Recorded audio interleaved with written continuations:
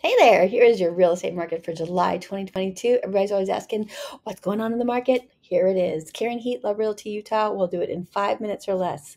So, July of 2022, we saw 7 homes sold. $525,000 was the average price. Average square foot price was $272 per square foot. Remember, there are a lot of new construction homes here, so this is not like your 1970s home that's hasn't been updated. So we've got a sales price to list price home of 100%. The days on market, and that is from the time it was listed to the time it actually closed, 47 days.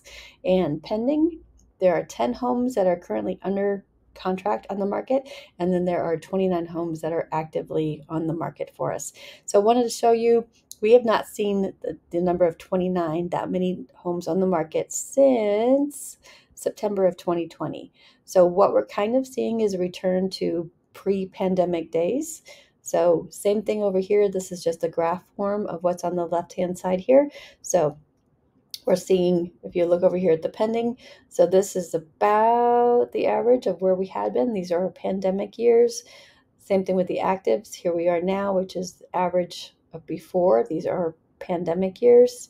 Our average price per square foot is still kind of going up, but not going to be quite as, the appreciation is not going to be as high. We were seeing appreciation of like 10 to 20% per year, which is pretty crazy. City permits, you'll see spikes in August because those were the days, the months where the impact fees were implemented. So looking at interest rates, mortgage interest rates over time. So in the 1970s, we're looking at 7.5%. 1980s, we went really high to 12%, and then 17%.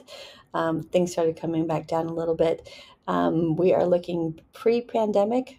Interest rates were about 4.9%. During the pandemic, we went down way to the twos, and we are now starting to come up. So what happened during these years?